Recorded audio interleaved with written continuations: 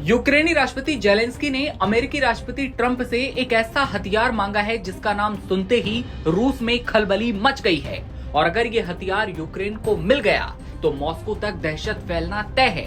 Putin की tension बढ़ गई है। ट्रंप के सपोर्ट ने यूक्रेन की वॉर मशीन में नई जान फूंक दी है और दूसरी ओर रूस को खतरे में डाल दिया है। ऐसे में कौन सी मिसाइल मांगी है जेलेंस्की ने? क्या ट्रंप यूक्रेन को ये तबाही मचाने वाली मिसाइल देने वाले हैं? और ये कितनी खतरनाक है, कितने दूर बैठे दुश्मन को खत्म कर सकती है?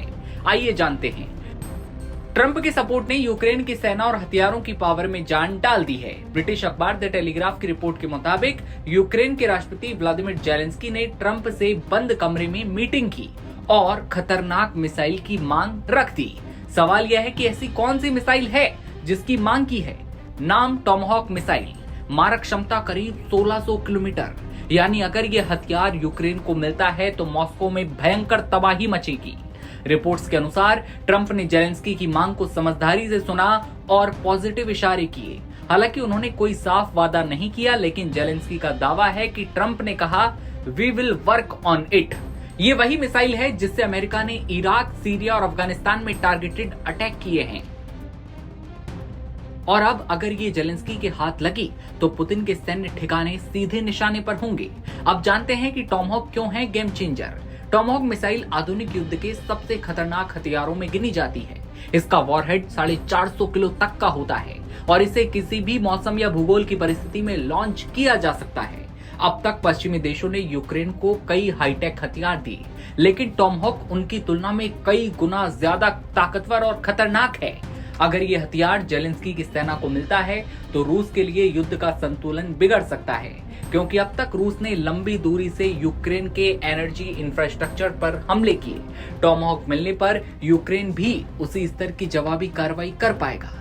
यहाँ ये भी बता दें कि ट्रंप प्रशासन ने यूरोपियन सरकारों से ये डील की है, अमेरिकी हथियारों का खर्चा वे साझा करेंगे। यानी अब केवल वॉशिंगटन का फैसला नहीं बल्कि नाटो ब्लॉक की एकजुटता भी इस मांग को मंजूरी दिलाने में भूमिका निभाएगी। अगर टॉमहॉक मिसाइलें यूक्रेन के हाथ लगती हैं तो रूस को पहली बार महसूस होगा कि मॉस्को, क्रेमलिन और उसके अहम सैन्य ठिकाने सीधे खतरे में हैं। ये दबाव पुतिन को बातचीत की मेज तक लाने में मदद कर सकता है, लेकिन यही कदम परमाणु युद्ध की आशंका भी बढ़ा देगा।